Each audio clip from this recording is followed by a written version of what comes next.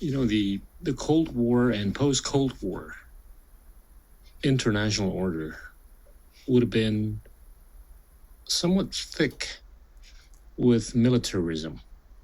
And this is kind of manifested in the fact that if you take a look at the total defense budget of the world, it would have been about $2.75 trillion, of which the United States, NATO, and their friends make up about $2.15 trillion. And you compare all these with the single multilateral institution, which we call the UN, which is only with a budget of about $4 billion. What's the hope for ushering this multilateral narrative going forward when everybody else is just piling up with defense capabilities, and this one only sits with about $4 billion worth of budget? Well, in life there are lots of paradoxical truths. And one of the paradoxical truths that has been true for 2,000 years is that if you want to enjoy peace, prepare for war. So in some ways, having lots of military expenditures doesn't necessarily mean that there'll be war. If you have two very well-armed states facing each other, like, for example, the United States and China today, when both sides realized that war is not a win-lose proposition, that a nuclear war between the United States and China would be a lose-lose proposition, because even if the Chinese lose 30 to 40 cities, the United States would still lose 5 to 10 cities. And I can't imagine the United States sacrificing New York and Washington, LA and San Francisco, Chicago and Minneapolis to trying to win a war against China. It's one thing to send soldiers to fight in the field. It's another thing to have your cities obliterated. So I think having those nuclear weapons creates a certain degree of reality. But however, I have to add that in the Cold War, most American leaders and Russian leaders and Chinese leaders were very aware of the dangers of nuclear war.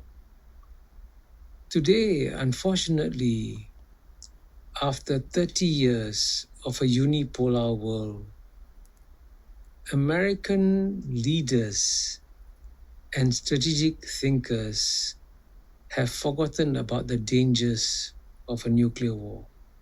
Because I think that while President Joe Biden was very wise at the beginning of the Ukraine war in insisting that American weapons should not be used to hit the territory of Russia, because it could accidentally trigger a nuclear war. But therefore, I'm actually quite shocked by the latest American decision to allow American weapons to be used by the Ukrainians to hit Russian soil, because then you are moving one step closer towards nuclear retaliation. At the end of the day, given the dangers of nuclear war, there's a famous clock, doomsday clock. We are either 2 or 3 minutes away from doomsday once a nuclear war begins. So why not move that clock hand backwards rather than forwards? But to move that clock hand backwards, you need wise, long-term strategic leaders. And the West doesn't have wise, long-term strategic leaders today. And that makes the world more dangerous. So therefore, it's not just a question of how many weapons you have. You also need to understand the dangers of these weapons and what it can do to your societies. What explains the fact that the policy thinkers or makers in the West right now don't seem to have the kind of long-term strategic thinking that we were used to seeing in the old days? Well, I must emphasize that the absence of long-term strategic thinking was confirmed to me by one of America's greatest living strategic thinkers, Henry Kissinger. And, I saw him, I think, about 8 months before he died. And I saw him in October 22. And he's clearly, one-on-one, was very worried about this incapacity of the West at large to understand that you got to deal with a very different world, and that the West has got to make some adjustments in this world. But the other reason why there's this absence of long-term strategic thinking, because the generation of people like Kissinger or Richard Nixon, they had experienced World War II. They knew the horrors of war.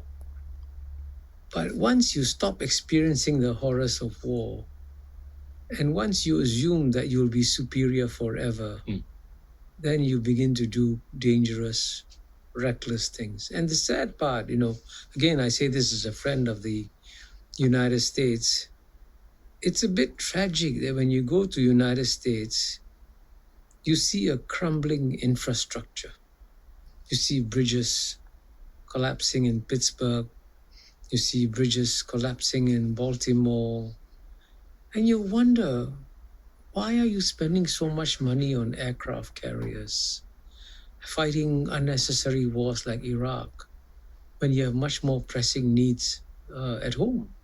And indeed, surprisingly, a relatively conservative American thinker like Niall Ferguson has said in a recent article that we Americans are the Soviets now. And he's right, because if you look at it, in the old Soviet Union, what was striking was declining life expectancy. In the United States today, declining life expectancy. In the old Soviet Union, rising infant mortality. In the United States, rising infant mortality. In the old Soviet Union, stagnant living standards for the bottom 50%. In the United States, stagnant living standards for the bottom 50%. It's actually quite striking.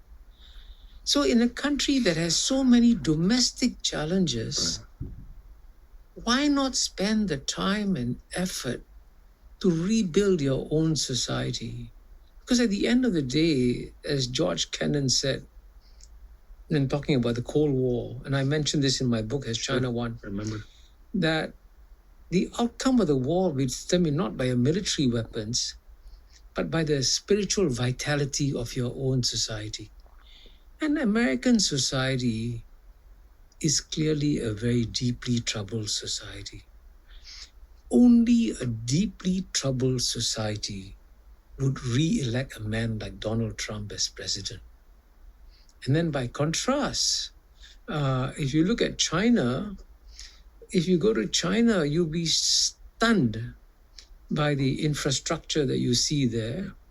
And the living standards of the Chinese people have improved more in the past 30 years than they have in the past 3,000 years. So that's the real battle. So if the United States could focus more on improving the living standards of its people, less on projecting power overseas, it'd be better for the United States and maybe even better for the world.